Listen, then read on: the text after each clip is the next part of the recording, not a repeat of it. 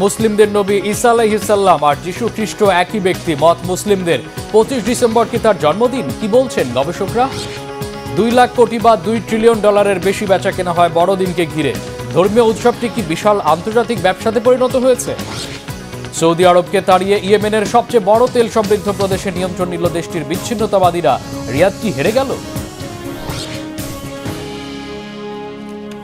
আসসালামু আলাইকুম, দেখছিলেন Bangla vision world news headline.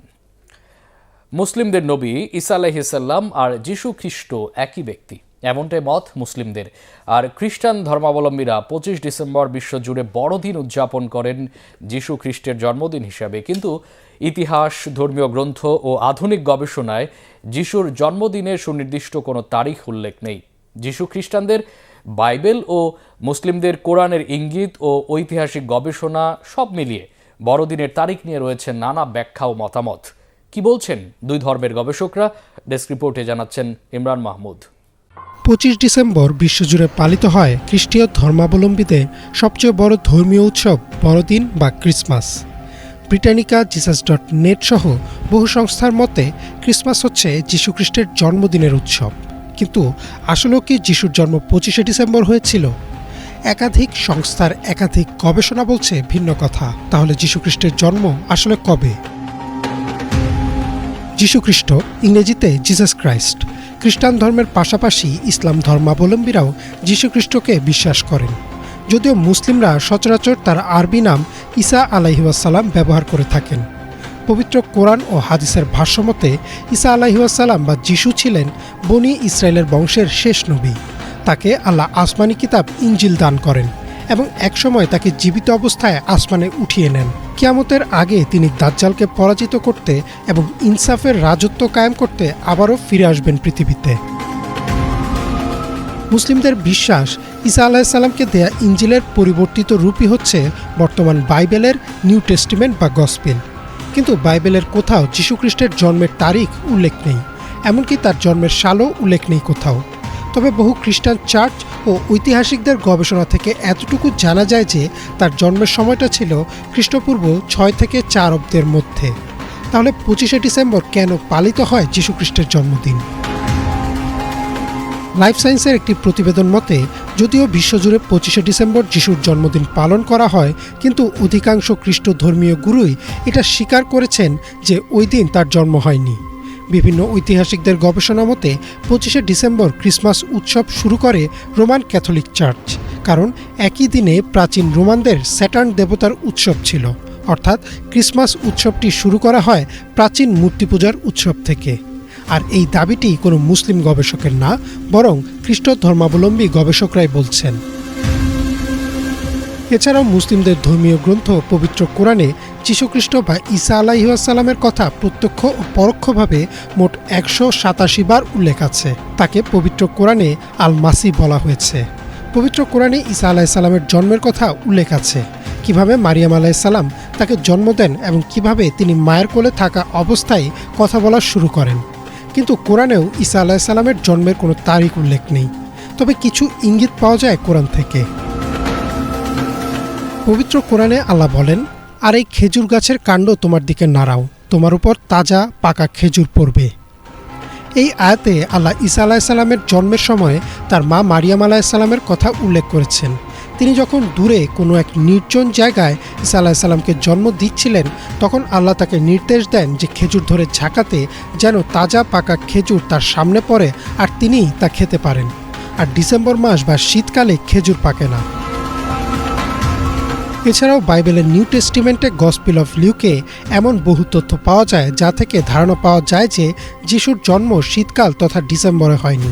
Gospel of লিউকে বলা আছে, এবং কাছাকাছি মাঠে রাখালরা বাস করত, রাতের বেলা তাদের মেষপাল পাহারা দিতে। অর্থাৎ যিশুর জন্মের সময় রাতের বেলা রাখালরা মাঠেই মেষ পাহারা দেওয়ার জন্য থাকত। বহু খ্রিস্টান গবেষকদের মতে যদি এটা শীতকাল হতো তাহলে রাখালদের মাঠে থাকার কথা ছিল না। বিভিন্ন ঐতিহাসিকদের গবেষণাপত্র, বই ও ধর্মীয় গ্রন্থ পর্যালোচনা করে 2021 সালের 19 নভেম্বর লাইফ সায়েন্সে প্রকাশিত প্রতিবেদনটিতে দাবি করা হয় যে যীশুখ্রিস্টের জন্ম 25শে ডিসেম্বর না, এবং তার জন্মের সঠিক তারিখও জানা যায়নি। শুধু জানা গেছে সম্ভাব্য সময়কাল। বিশ্বের প্রায় সব খ্রিস্টান সংস্থাগুলো বিষয়টি স্বীকার করে নিলেও 25শে ডিসেম্বরই পালিত হচ্ছে যীশুখ্রিস্টের জন্মদিন। ইমরান মাহমুদ, বাংলা ভিশন। 2 লাখ কোটি বা $2 ট্রিলিয়ন বেশি বেচাকেনা হয় বড়দিন উপলক্ষে গোটা বিশ্বে। শুধু যুক্তরাষ্ট্রেই এই দিনটিকে ঘিরে খুচরা বেচাকেনার পরিমাণ দাঁড়ায় বাংলাদেশের বার্ষিক বাজেটের 10 গুণেরও বেশি। ধর্মীয় অনুষ্ঠান হলেও বড়দিনকে ঘিরে এই বিশাল আর্থিক বাণিজ্য চলে গোটা বিশ্বেই। এই ধর্মীয় উৎসবটি কি ব্যবসায়ীদের জন্য পোয়াবারও? হাফিজুল ইসলামের desk report. A very Merry Christmas. প্রতি বছর ডিসেম্বর এলেই বিশ্ববাজারের নিয়ন্ত্রণ নিয়ে নেয় একটি ধর্মীয় উৎসব। ক্রিসমাস এখন খ্রিস্টানদের পবিত্র দিন হিসেবে সীমাবদ্ধ নেই। ধর্ম, বর্ণ ও সীমানার গণ্ডি ছাড়িয়ে বড়দিন এখন বিশ্বের সবচেয়ে শক্তিশালী ব্যবসায়িক ঘটনা। যুক্তরাষ্ট্রে ক্রিসমাস উপলক্ষে যে বেচাকেনা হয় টাকার অঙ্কে সেটা বাংলাদেশের বাৎসরিক বাজেটের চেয়ে 10 গুণেরও বেশি। নিউ ইয়র্ক থেকে লন্ডন, বার্লিন থেকে টোকিও, চোখ ধাঁধানো আলোকসজ্জা, উপহারের ছড়াছড়ি আর মার্কেটে উপচে পড়া ভিড় হয়ে ওঠে পরিচিত দৃশ্য। ক্রিসমাস ঘিরে বৈশ্বিক বাজারের আনুমানিক আকার $2 ট্রিলিয়ন বা $2 লাখ কোটি বেশি, যা অনেক দেশের পুরো অর্থনীতির চেয়েও বড়। কিন্তু একটি ধর্মীয় অনুষ্ঠান কিভাবে বিশ্ব অর্থনীতিতে এত বিপুল প্রভাব ফেলে? যীশুখ্রিস্টের জন্মকে কেন্দ্র করে শুরু হওয়া ধর্মীয় উদযাপন সময়ের সাথে সাথে রূপ নিয়েছে আন্তর্জাতিক বাণিজ্যের একটি গুরুত্বপূর্ণ উপলক্ষে। পশ্চিমা বিশ্বে ক্রিসমাস মানে বছরের সবচেয়ে বড় বিক্রির সময়। যুক্তরাষ্ট্রে মোট বার্ষিক খুচরা বিক্রির বড় একটি অংশ নির্ভর করে এই মৌসুমের উপর। যুক্তরাজ্য ও ইউরোপের বহু দেশে অনেক ব্যবসার সারা বছরের লাভ লোকসান নির্ধারণ হয় ক্রিসমাসে বিক্রির মাধ্যমে। জার্মানির ঐতিহ্যবাহী ক্রিসমাস মার্কেটগুলো খাদ্য, হস্তশিল্প ও পর্যটনের মাধ্যমে অর্জন করে থাকে বিপুল অর্থ। এমনকি জাপান ও দক্ষিণ কোরিয়ার মতো অখ্রিস্টান সংখ্যাগরিষ্ঠ দেশেও এখন বড়দিন পরিণত হয়েছে কেনাকাটার মহা উৎসবে। বড়দিনের ব্যবসায়িক শক্তির মূল চালিকা শক্তি হল মানুষের আবেগ। প্রচারিত নানা বিজ্ঞাপনে দেখা যায় উৎসবে পরিবারের কাছে ফেরা, শিশুদের হাসিমুখ, সবাইকে উপহার দেওয়ার দৃশ্য। অনেকে ধর্মীয় বিশ্বাস না মানলেও অংশ হতে চান এমন আবেগের। ক্রিসমাসের বিপুল ব্যবসার পেছনে কাজ করে জটিল এক ইন্টারন্যাশনাল সাপ্লাই চেইন। উৎসবের পণ্যগুলো উৎপাদিত হয় মূলত গ্লোবাল সাউথের দেশ চীন, বাংলাদেশ, ভিয়েতনাম, ভারত, কম্বোডিয়ায়। ইউরোপ, আমেরিকার বাজারে পণ্য পাঠানোর জন্য মার্চ এপ্রিল থেকে কাজ শুরু করে কারখানাগুলো। ডিজিটাল দুনিয়ায় ক্রিসমাসের প্রভাব আরও গভীর। ই কমার্স প্ল্যাটফর্মগুলো এই সময়ে বছরের সর্বোচ্চ পরিমাণ বেচা বিক্রি করে থাকে। বিভিন্ন স্ট্রিমিং প্ল্যাটফর্মগুলো পাবলিশ করে বিশেষ কন্টেন্ট। অনলাইন বিজ্ঞাপনেও ব্যয় হয় বছরের সবচেয়ে বড় বাজেট। ডিজিটাল পেমেন্ট ও ক্রেডিট কার্ড ব্যবহারে তৈরি হয় নতুন রেকর্ড। তবে অসংখ্য লাভজনক দিক থাকলেও এর পেছনে থাকে বৈষম্যের নানা চিত্র। পশ্চিমা বিশ্বে ক্রিসমাস মানে ছুটি ও আনন্দ হলেও পণ্য উৎপাদনকারী দেশগুলোর শ্রমিকেরা তখন থাকে বাড়তি চাপে। $ট্রিলিয়ন বাজার দাঁড়িয়ে থাকে গ্লোবাল সাউথের সস্তা শ্রমের উপর। খ্রিস্টানদের ধর্মীয় উৎসব হলেও ক্রিসমাস মনে করিয়ে দেয় একটি তিক্ত সত্য। অন্য অনেক কিছুর মতো বর্তমানে ধর্মকেও পরোক্ষভাবে নিয়ন্ত্রণ করে পুঁজিবাদের শক্তিশালী ব্যবস্থা। ধর্ম মানুষের আবেগ ও বিশ্বাসের অংশ ঠিকই, কিন্তু সেই আবেগকে ব্যবহার করে আন্তর্জাতিক বাজার। মুসলিম বিশ্বে রমজান, ঈদ, ভারতে পূজা ও দীপাবলি, পূর্ব এশিয়ায় চন্দ্রভিত্তিক নববর্ষ। ধর্ম এবং প্রথা নির্ভর এসব আয়োজন বাড়িয়ে দেয় বাজারে ব্যবসার গতি। বড়দিনের মতো উৎসব তখন কেবল ধর্মীয় থাকে না, হয়ে ওঠে কর্পোরেট দুনিয়ার জোরালো হাতিয়ার। হাফিজুল ইসলাম, বাংলা ভিশন। ভারতের পশ্চিমবঙ্গের কলকাতায় বাংলাদেশ উপ হাই কমিশনের দিকে যাওয়া বিক্ষোভকারীদের ব্যাপক লাঠিচার্জ করেছে পুলিশ। এর আগে দিল্লিতে বাংলাদেশ হাই কমিশনের সামনে বিক্ষোভ করে হিন্দুত্ববাদী দল, বিশ্ব হিন্দু পরিষদ ও বজরঙ্গী দল। বিশ্লেষকদের মতে আসন্ন বিধানসভা নির্বাচনকে কেন্দ্র করে হিন্দুত্ববাদী ইস্যুগুলোকে সামনে এনে ভোটারদের ধর্মীয় ভিত্তিতে বিভক্ত করতে চাইছে বিজেপি। বিস্তারিত মীর ফজলে রাব্বি ডেস্ক রিপোর্টে। হাতে লাঠি ও গেরুয়া রঙের পতাকা, মুখে বাংলাদেশের সরকার বিরোধী স্লোগান। ময়মনসিংহের হিন্দু যুবক দীপু দাসকে নির্মমভাবে হত্যার ঘটনায় উত্তপ্ত কলকাতায় বাংলাদেশ উপ হাই কমিশন এলাকা।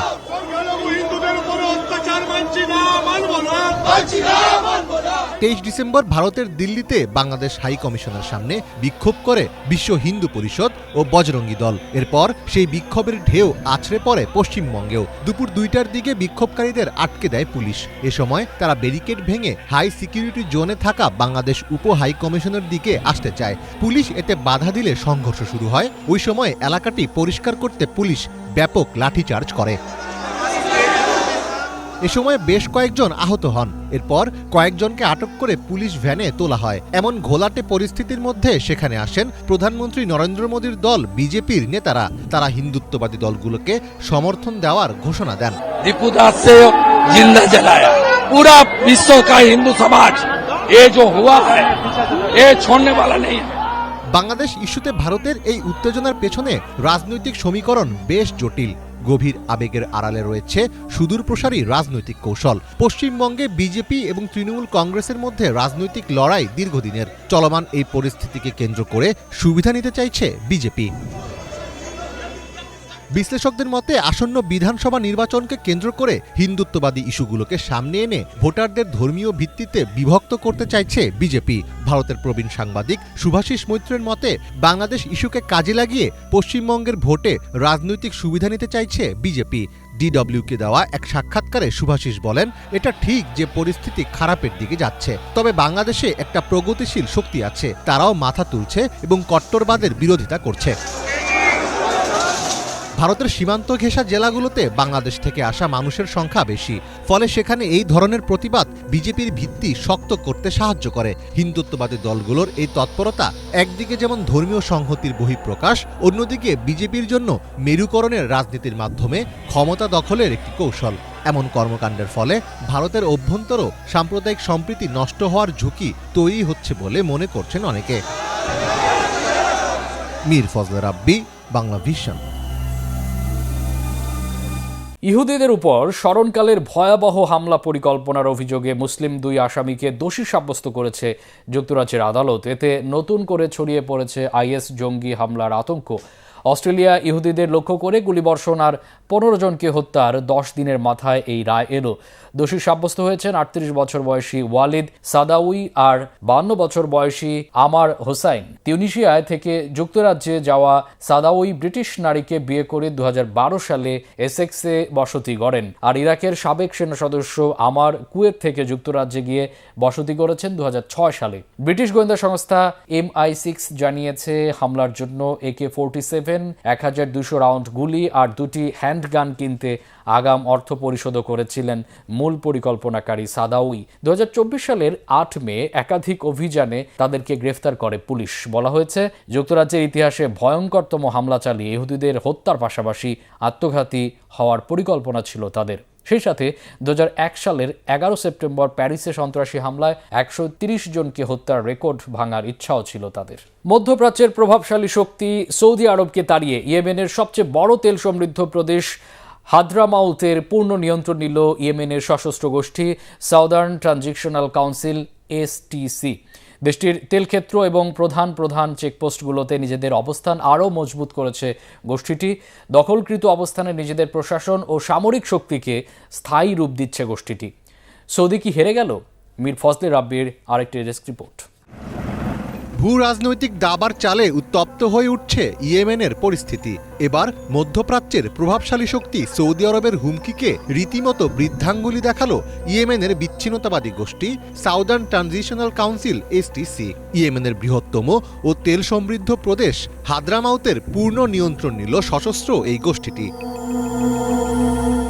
এর আগে সৌদি আরব STCকে বেশ কিছু কঠোর সতর্কবার্তা দিয়েছিল। সৌদি আরব স্পষ্ট করে জানিয়ে দিয়েছিল যে হাদ্রামাউত তাদের জন্য একটি রেড লাইন। কিন্তু হুমকি উপেক্ষা করে 3 সপ্তাহ আগে আকস্মিকভাবে সৌদির সীমান্তবর্তী হাদ্রামাউতের নিয়ন্ত্রণ নেয় STC। এরপর তারা প্রদেশটির তেল ক্ষেত্র এবং প্রধান প্রধান চেকপোস্টগুলোতে নিজেদের অবস্থান আরও মজবুত করেছে।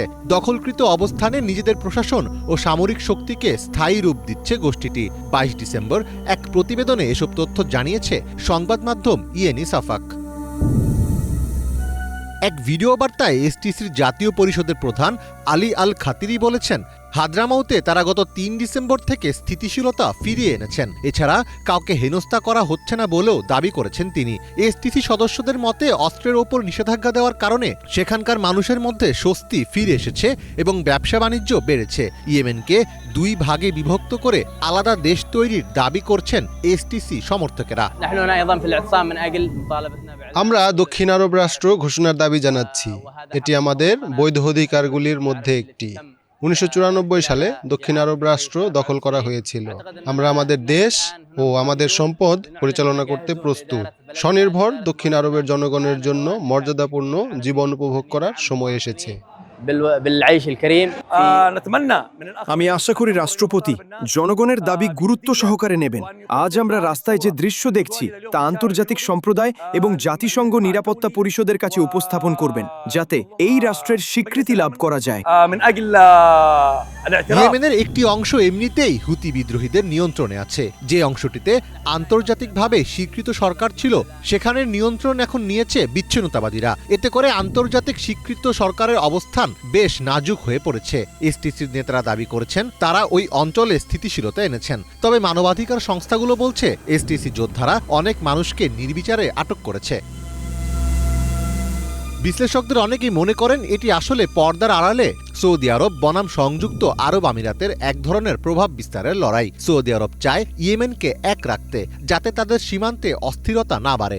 অন্যদিকে এসটিসি চাইছে সৌদি সমর্থিত সরকারি বাহিনীকে হটিয়ে নিজেদের অবস্থান আরও শক্ত করতে। এই জটিল পরিস্থিতিকে মার্কিন ম্যাগাজিন জেকোবিন আখ্যা দিয়েছে ভয়ঙ্কর রাজনৈতিক মোড় হিসেবে। এসটিসি যদি হাদ্রামাউত ধরে রাখতে পারে, তবে ইয়েমেন কার্যত 3 ভাগে ভাগ হয়ে যাবে, যেখানে উত্তরে হুতি, দক্ষিণে এসটিসি আর মাঝখানে দুর্বল আন্তর্জাতিকভাবে স্বীকৃত সরকার। তেলের খনি আর সৌদি সীমান্ত সংলগ্ন এই অঞ্চলের দখল নেওয়ায় ইয়েমেনের অখণ্ডতা এখন খাদের কিনারায় গিয়ে ঠেকেছে। মীর ফজলে রাব্বি, বাংলা ভিশন। ভেনেজুয়েলার প্রেসিডেন্ট নিকোলাস মাদুরোকে প্রতিরোধে পিছু হটার সুযোগ নেই বলে জাতিসংঘ নিরাপত্তা পরিষদকে জানিয়েছে যুক্তরাষ্ট্র। এর তীব্র আপত্তি জানিয়েছে অপর 2 পরাশক্তি রাশিয়া ও চীন। এদিকে মার্কিন আগ্রাসনের সমর্থকদের সাজা দিতে নতুন আইন পাশ করেছে ভেনেজুয়েলা। ভেনেজুয়েলার বিরুদ্ধে যুক্তরাষ্ট্রের হুমকি আর সামরিক পদক্ষেপের কারণে সৃষ্ট টালমাটাল পরিস্থিতির জেরে মঙ্গলবার জরুরি বৈঠক করেছে জাতিসংঘ নিরাপত্তা পরিষদ। বিতর্কিত পদক্ষেপের পক্ষে সাফাই দিয়ে যুক্তরাষ্ট্রের প্রতিনিধি মাইক ওয়ালশ বলেছেন, ভেনেজুয়েলার প্রেসিডেন্ট মাদুরোকে কাবু করতে সর্বোচ্চ পদক্ষেপ নেওয়া হবে। এতে আপত্তি জানিয়ে বক্তব্য দিয়েছেন চীনের সহকারী প্রতিনিধি সুন লেই। রাশিয়ার প্রতিনিধি ভ্যাসিলি নেভেনজিয়া বলেছেন, যুক্তরাষ্ট্রের আগ্রাসী কর্মকাণ্ডে ভেনেজুয়েলা এখন ভুক্তভোগী হলেও সামনে ল্যাটিন আমেরিকার অন্য দেশগুলোর ভুগবে। ভেনেজুয়েলার তেলবাহী জাহাজে মার্কিন বাহিনীর হানা আর জব্দের ঘটনা নিয়েও উত্তপ্ত বাক্য বিনিময় হয়েছে। গত শনিবার ধাওয়া দিয়ে ধরতে না পারা তেলবাহী জাহাজ বেলাওয়ান জব্দ করতে আরও জনবল তলব করেছে যুক্তরাষ্ট্রের কোস্টগার্ড। ধরতে পারলে এটি হবে মার্কিন বাহিনীর অভিযানে জব্দ করা ভেনেজুয়েলার তেলবাহী 3য় জাহাজ। এদিকে যুক্তরাষ্ট্রের অর্থনৈতিক অবরোধে সমর্থনকারীদের সর্বোচ্চ 20 বছরের কারাদণ্ডের বিধান রেখে নতুন আইন পাশ করেছে কারাকাস। প্রেসিডেন্ট মাদুরোর দাবি করেছেন, ভেনেজুয়েলাকে স্বতঃস্ফূর্ত সমর্থন দিয়েছে জাতিসংঘ নিরাপত্তা পরিষদ। মার্কিন প্রেসিডেন্ট ডোনাল্ড ট্রাম্প আবারও চমক দেখালেন। এবার নিজের নামে নৌবাহিনীকে সর্ববৃহৎ যুদ্ধজাহাজ তৈরির নির্দেশ দিয়েছেন তিনি। প্রস্তাবিত এসব যুদ্ধজাহাজ সক্ষমতার দিক থেকে ইতিহাসের সব যুদ্ধজাহাজকে ছাড়িয়ে যাবে বলে দাবি করেছেন মার্কিন প্রেসিডেন্ট। কি থাকবে এই যুদ্ধজাহাজে? হিজল জোবায়ের ডেস্ক রিপোর্ট। রীতিমতো চমক লাগিয়ে এবার নিজের নামে সর্ববৃহৎ মার্কিন যুদ্ধজাহাজ তৈরির নির্দেশ দিলেন প্রেসিডেন্ট ডোনাল্ড ট্রাম্প। তিনি বলেছেন, মার্কিন নৌবাহিনীর জন্য এক নতুন শ্রেণীর যুদ্ধজাহাজ বা ব্যাটলশিপ তৈরির নির্দেশ দেয়া হয়েছে। অতি শক্তিশালী অস্ত্রে সজ্জিত এই জাহাজগুলোর নাম রাখা হবে তার নিজের নামেই।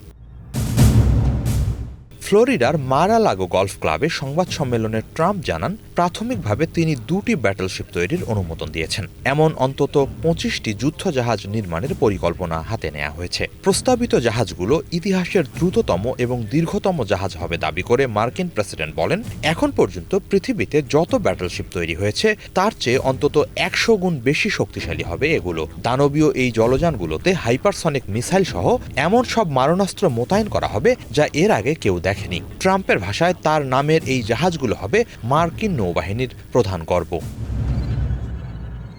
সংবাদ সম্মেলনের সময় মার্কিন প্রেসিডেন্টের দুই পাশে ঝোলানো ছিল ট্রাম্প ক্লাস জাহাজের কাল্পনিক বিভিন্ন ছবি। এ সময় তিনি বলেন, এই জাহাজগুলো দেশের মাটিতেই তৈরি হবে, এর ফলে কর্মসংস্থান হবে হাজার হাজার মানুষের। এদিকে এরই মাঝে ওয়াল স্ট্রিট জার্নালকে দেওয়া এক সাক্ষাৎকারে মার্কিন নৌবাহিনীর সচিব জন ফেলান একটি মজার তথ্য দিয়েছেন। তিনি জানান, ট্রাম্প নিজেই তার কাছে একটি বিশাল ও সুন্দর ব্যাটলশিপ তৈরির আবদার করেছিলেন। ট্রাম্প ক্লাস ইউএসএস ডিফায়েন্ট নামের এই বিশেষ যুদ্ধজাহাজগুলোর নির্মাণ কাজ খুব দ্রুতই শুরু হতে যাচ্ছে বলে জানিয়েছে বিবিসি। 2.5 বছরের মধ্যে এসব রণতরী সাগরে দাপিয়ে বেড়াবে, এমনটাই আশাবাদ ট্রাম্পের। মূলত মার্কিন নৌবাহিনীকে ঢেলে সাজানোর উচ্চাভিলাষী পরিকল্পনার অংশ হিসেবে এই উদ্যোগ নেওয়া হয়েছে। এ পরিকল্পনার আওতায় চালকবিহীন ছোট ছোট নৌযানও তৈরি করা হবে। অবশ্য ট্রাম্পের এমন উদ্যোগ এটি প্রথম নয়। প্রথম মেয়াদেও নতুন প্রজন্মের যুদ্ধজাহাজ তৈরির লক্ষ্যে বিশেষ প্রকল্প হাতে নিয়েছিলেন তিনি, কিন্তু বারবার কাজ পিছিয়ে যাওয়া এবং খরচ নিয়ন্ত্রণের বাইরে চলে যাওয়ায় 2024 সালে বাতিল হয়ে যায় সেই প্রকল্প। দেখা গেছে ওই প্রকল্পের আওতায় প্রায় $2 বিলিয়ন খরচ করার পরও মাত্র 2টি জাহাজ পাওয়ার আশা করা হচ্ছিল। এদিকে হঠাৎ কেন নতুন নতুন যুদ্ধজাহাজ তৈরির জন্য উঠে পড়ে লেগেছেন ট্রাম্প, সেই প্রশ্ন সামনে আসছে। এ প্রসঙ্গে বিশ্লেষকরা প্রতিদ্বন্দ্বী চীনের কথা তুলছেন। তারা বলছেন, শীর্ষস্থানীয় মার্কিন কর্মকর্তারা বেশ কিছুদিন ধরেই সতর্কবার্তা দিয়ে আসছেন, আর তা হলো জাহাজ নির্মাণের সক্ষমতা এবং মোট উৎপাদনের হিসাবে যুক্তরাষ্ট্র এখন চীনের চেয়ে অনেকটাই পিছিয়ে পড়েছে। স্বাভাবিকভাবেই সমুদ্রে প্রভাব বিস্তারের ক্ষেত্রেও চীনের তুলনায় পিছিয়ে পড়েছে তারা। ট্রাম্প চাইছেন এই ঘাটতি কমাতে।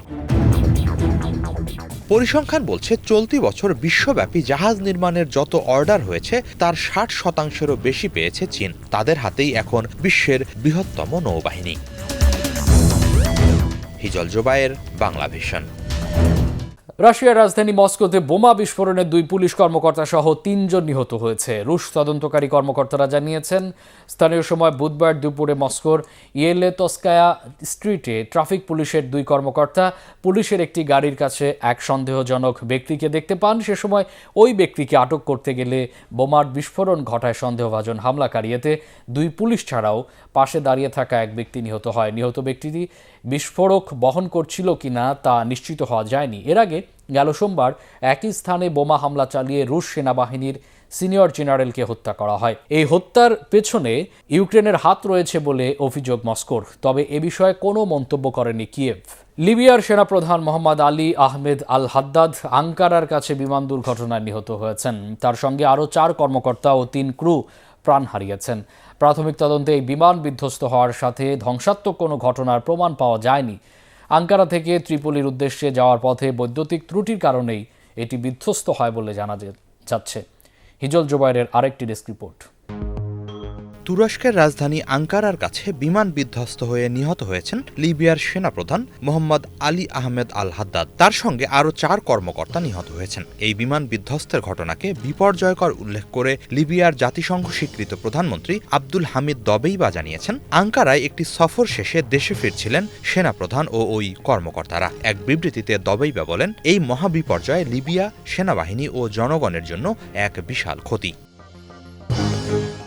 দুর্ঘটনায় বিমানের 3 জন ক্রু নিহত হয়েছেন বলেও নিশ্চিত করেছে তুরস্ক। দুর্ঘটনার আগে বিমানটি বৈদ্যুতিক ত্রুটির কারণে জরুরি অবতরণের জন্য অনুরোধ করেছিল বলে জানিয়েছে তারা।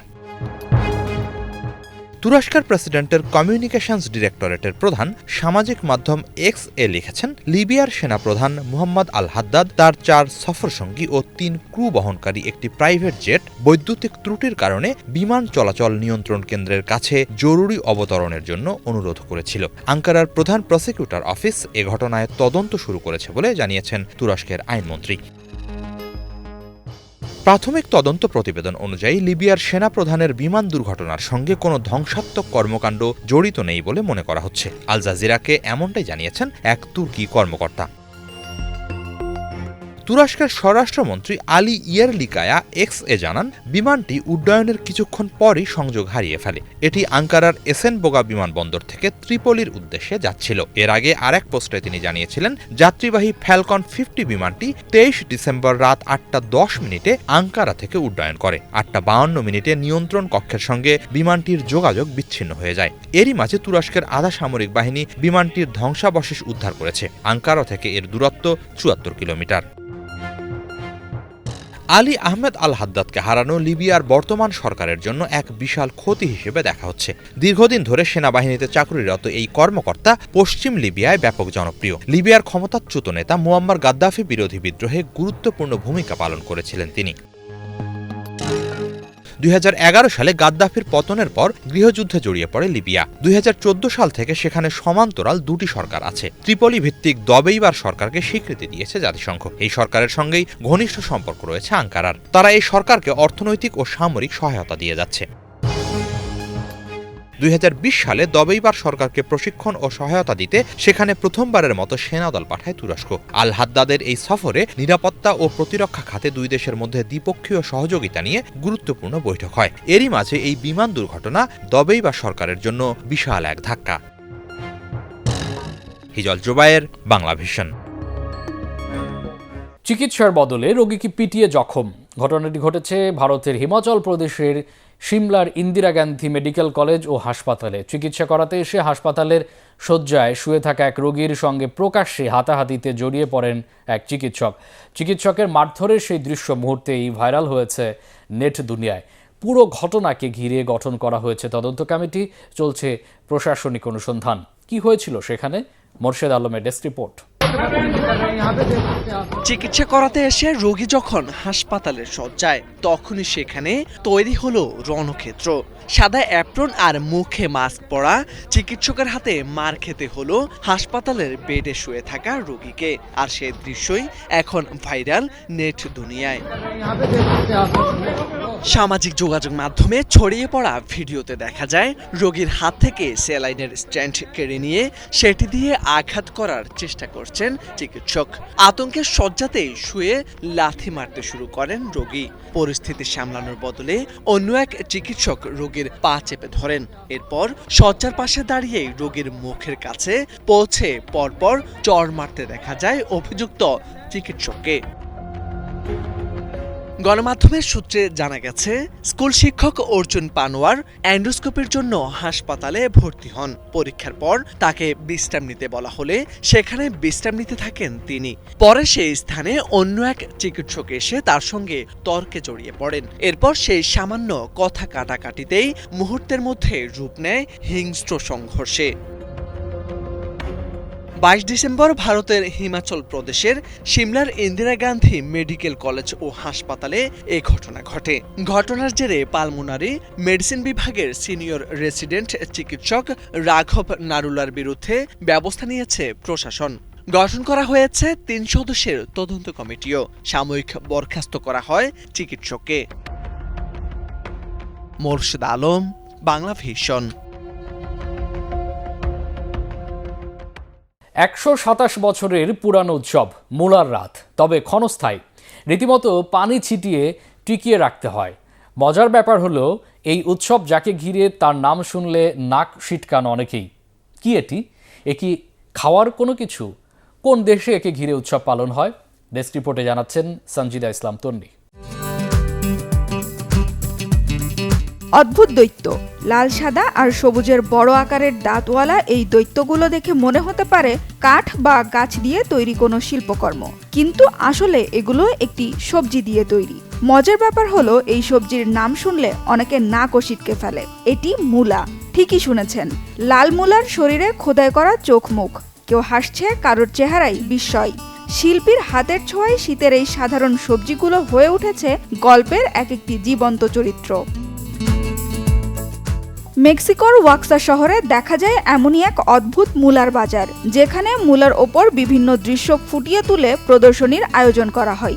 প্রতি বছর ডিসেম্বরের শেষ সপ্তাহের শুরুতে ওয়াক্সাবাসী পালন করে নাইট অফ র্যাডিশেস উৎসব, যার বাংলা অর্থ দাঁড়ায় মূলার রাত। এই উৎসবে স্থানীয় শিল্পী ও কারিগররা বিশেষভাবে চাষ করা বড় আকারের মূলা কেটে তৈরি করেন নানান দৃশ্য। উৎসবের সবচেয়ে আকর্ষণীয় দিক হলো দর্শকের সামনেই শিল্পীরা একটি সাধারণ মূলাকে বিভিন্ন অবয়বের রূপ দেয়। একটি মূলাকে ধীরে ধীরে শিল্পকর্মে পরিণত হতে দেখে মানুষ মুগ্ধ হয়ে দাঁড়িয়ে থাকে। কাজ শেষ হলে এসব শিল্পকর্ম সারিবদ্ধভাবে সাজানো হয় বিচারক ও দর্শনার্থীদের জন্য। প্রতিটি ভাস্কর্য দেখার জন্য কখনো কখনো ঘন্টার পর ঘন্টা দীর্ঘ লাইনে দাঁড়িয়ে থাকতে হয়। মূলার পাশাপাশি এই উৎসবে আরও কিছু প্রাকৃতিক উপাদান দিয়ে তৈরি শিল্পকর্ম প্রদর্শিত হয়, যার মধ্যে অন্যতম ভুট্টার খোসা ও শুকনো ফুল দিয়ে বানানো দৃশ্যগুলো, যা মূলার শিল্পের সঙ্গে মিল রেখে একই থিমে বানানো হয়। এসব উপকরণ ব্যবহার করে শিল্পীরা স্থানীয় সংস্কৃতি, ঐতিহ্য এবং দৈনন্দিন জীবনের গল্প নতুনভাবে উপস্থাপন করেন। এই উৎসবের শিল্পকর্মগুলো অত্যন্ত ক্ষণস্থায়ী। মূলা দ্রুত শুকিয়ে যাওয়ায় ভাস্কর্যগুলো মাত্র কয়েক ঘন্টার জন্যই সতেজ থাকে। একটু বেশি সময় জীবন্ত দেখাতে শিল্পীরা মূলার তৈরি শিল্পকর্মগুলোর ওপর লাগাতার পানি স্প্রে করতে থাকে। এই ক্ষণস্থায়িত্বই উৎসবটিকে আরও বিশেষ করে তোলে। নাইট অব দ্য র্যাডিশেস একটি পারিবারিক উৎসব, যেখানে শিশু থেকে শুরু করে প্রবীণ, স্থানীয় মানুষ থেকে পর্যটক সবাই অংশ নেয়। বিকেল থেকে শুরু হওয়া এই উৎসবের আমেজ রাত বাড়ার সঙ্গে সঙ্গে বাড়তে থাকে, কারণ সবার অপেক্ষা কখন সেরা শিল্পকর্মের জন্য পুরস্কার ঘোষণা করা হবে। সাধারণত রাত 9টার দিকে বিচারকরা সেরা শিল্পকর্মগুলোর নাম ঘোষণা করেন। এ সময় পুরো চত্বর উল্লাসধ্বনিতে মুখরিত হয়ে ওঠে। বিজয়ী শিল্পীরা দর্শকদের উদ্দেশ্যে হাত নেড়ে অভিবাদন জানান। মূল অনুষ্ঠান শেষ হলে আশেপাশের রাস্তাগুলোতে শুরু হয় উৎসব। নেচে গেয়ে মুখরোচক খাবার আর আড্ডায় গোটা সময়টা দারুণ আনন্দে পার করেন দর্শনার্থীরা। পুরো এলাকা জুড়ে ছড়িয়ে পড়ে উৎসবের আমেজ। 19 শতকের শেষ দিকে ওয়াক্সার সবজি বিক্রেতারা ক্রিসমাস বাজারে ক্রেতাদের আকর্ষণ করতে বিভিন্ন আকৃতির খোদাই করা মূলা সাজাতে শুরু করেন। এছাড়া বড় আকৃতির মূলাও বিক্রির জন্য নিয়ে আসতেন বাজারে। মূল উদ্দেশ্য ছিল বড়দিনের আয়োজনেও যেন তাদের সবজি বিক্রি কমে না যায়। 1897 সালে তৎকালীন মেয়র ফ্রান্সিসকো ভাসকনসেলোস এই উদ্যোগকে অনুষ্ঠানের রূপ দেন। সেখানেই জন্ম হয় নাইট অব দ্য র্যাডিশেস উৎসবের। সময়ের সাথে সাথে এই আয়োজন বাজার কৌশল থেকে ওয়াক্সার সাংস্কৃতিক পরিচয়ের অংশে পরিণত হয়েছে। আজকের নাইট অব দ্য র্যাডিশেস প্রমাণ করে সৃজনশীলতা থাকলে একটি সাধারণ সবজিও হতে পারে শিল্প, উৎসব এবং মানুষের মিলন মেলার কেন্দ্রবিন্দু। সানজিদা ইসলাম তন্নি, বাংলা ভিশন নিউজ ডেস্ক। 2025 সাল প্রমাণ করেছে প্রযুক্তি এখন আর ভবিষ্যতের গল্প নয়, বাস্তবতার চালিকা শক্তি। জেনারেটিভ এআই থেকে শুরু করে এজ কম্পিউটিং পর্যন্ত নতুন উদ্ভাবন বদলে দিয়েছে ব্যবসার নানা ধরন, শিল্পখাতের কাঠামো ও মানুষের জীবনযাত্রা। বছর জুড়েই আলোচনায় থাকা 7টি প্রযুক্তি ধারা স্পষ্ট বার্তা পরিবর্তনের সঙ্গে যারা খাপ খেয়েছে তারাই এগিয়ে গেছে ভবিষ্যতের পথে। 2025-এর আলোচিত প্রযুক্তি নিয়ে মোর্শেদ আলমের আরেকটি ডেস্ক রিপোর্ট। প্রযুক্তির নতুন নতুন উদ্ভাবন 2025 সালে মানুষের চিন্তাকেও ছাড়িয়ে গেছে। বছর জুড়ে প্রযুক্তির জয়যাত্রা কেবল নতুন পণ্য বা সেবা তৈরিতেই সীমাবদ্ধ ছিল না, এটি বদলে দিয়েছে ব্যবসার ধরন, শিল্প খাতের কাঠামো এবং মানুষের জীবনযাত্রা। উদ্ভাবন, কর্মদক্ষতা ও প্রতিযোগিতামূলক বাজারে এগিয়ে থাকতে 2025 সালের প্রযুক্তিগত ধারাগুলো হয়ে উঠেছে একেবারেই অপরিহার্য। বছর জুড়ে আলোচনায় থাকা 7টি প্রযুক্তি ধারা শিল্প খাতে স্থায়ী ছাপ ফেলেছে। 2025 সালে উদ্ভাবনের কেন্দ্রবিন্দুতে উঠে এসেছে জেনারেটিভ এআই। কন্টেন্ট তৈরি, ডিজাইন, সফটওয়্যার ডেভেলপমেন্ট থেকে শুরু করে গ্রাহকের সঙ্গে ব্যক্তিগত যোগাযোগ, সব ক্ষেত্রে এই প্রযুক্তি সময় ও ব্যয় কমিয়েছে বহুগুণ। চ্যাটজিপিটির মতো টুলসগুলো নতুন গতি এনে দিয়েছে বিশ্বজুড়ে। কর্মদক্ষতা বৃদ্ধি এবং গ্রাহকের সম্পৃক্ততায় বড় সাফল্যের কারণে এআইকে 2025 সালের গেম চেঞ্জার বলা হচ্ছে। 2025 সালে কোয়ান্টাম কম্পিউটিং অভূতপূর্ব সম্ভাবনার দরজা খুলে দিয়েছে। ফিন্যান্স, লজিস্টিক ও ফার্মাসিউটিক্যাল খাতে জটিল হিসাব, অপটিমাইজেশন, সমস্যা সমাধান এবং আণবিক সিমুলেশনে এটি নতুন মাত্রা যোগ করেছে। ডেটা বিশ্লেষণ, বাজার পূর্বাভাস ও অপারেশনাল দক্ষতা বাড়াতে 2025 সালে এআই ও মেশিন লার্নিং ছিল ব্যবসার মূল চালিকা শক্তি। এআই চালিত চ্যাটবট নিরবিচ্ছিন্নভাবে গ্রাহক সেবা দিয়েছে, আর মেশিন লার্নিং মডেলগুলো সাপ্লাই চেইন ও উৎপাদন ব্যবস্থাকে করেছে আরও কার্যকর। ক্রিপ্টোকারেন্সির গণ্ডি ছাড়িয়ে 2025 সালে ব্লকচেইন প্রযুক্তির ব্যবহার ছড়িয়ে পড়েছে নানা শিল্প খাতে। আর্থিক সেবায় নিরাপত্তা ও স্বচ্ছ লেনদেন, সাপ্লাই চেইনে পণ্যের উৎস ও অবস্থান নিশ্চিত করতে ব্লকচেইন আস্থা ও জবাবদিহি বাড়িয়েছে। ডিজিটাল ঝুঁকি বাড়ার সঙ্গে সঙ্গে 2025 সালে সাইবার নিরাপত্তা ছিল সর্বোচ্চ অগ্রাধিকার। এআই চালিত সিস্টেম রিয়েল টাইমে হুমকি শনাক্ত ও প্রতিরোধ করেছে। জিরো ট্রাস্ট আর্কিটেকচার এবং বায়োমেট্রিক অথেন্টিকেশন তথ্য সুরক্ষায় নতুন মানদণ্ড স্থাপন করেছে। 2025 সালে উন্নত রোবোটিক্স উৎপাদন, স্বাস্থ্যসেবা ও খুচরা বিক্রি খাতে বড় পরিবর্তন এনেছে। কারখানায় পণ্য সংযোজন থেকে শুরু করে অস্ত্রোপচারে সহায়তা, এআই চালিত রোবটগুলো কাজ করেছে আরও দ্রুত ও নিখুঁতভাবে। ডেটা যেখানে তৈরি হয় সেখানেই প্রসেস করার সক্ষমতা দিয়ে 2025 সালে এজ কম্পিউটিং গুরুত্বপূর্ণ প্রযুক্তিতে পরিণত হয়েছে। তথ্যের বিলম্ব কমিয়ে তাৎক্ষণিক সিদ্ধান্ত গ্রহণ সম্ভব করেছে এই প্রযুক্তি। স্বাস্থ্যসেবা, খুচরা বিক্রয় ও আইওটি খাতে গ্রাহক অভিজ্ঞতা উন্নয়ন করতে এজ কম্পিউটিং বড় ভূমিকা রেখেছে। 2025 সালের দিকে ফিরে তাকালে একটি বিষয় স্পষ্ট, প্রযুক্তিগত বিবর্তনের গতি থামার নয়। যারা সময় মতো প্রস্তুতি নিয়েছে এবং পরিবর্তনের সঙ্গে খাপ খাইয়ে নিয়েছে তারাই এগিয়ে গেছে। জেনারেটিভ এআই থেকে এজ কম্পিউটিং পর্যন্ত এই প্রযুক্তিগত অগ্রগতি ভবিষ্যৎ ব্যবসা, শিল্পখাত ও জীবনযাত্রার নতুন দিগন্ত উন্মোচন করেছে। এসব তথ্য উঠে এসেছে প্রকাশনা সংস্থা ফোর্বসে। মোরশেদ আলম, বাংলা ভিশন। এই ছিল আজকের মতো, সাথে থাকায় অসংখ্য ধন্যবাদ।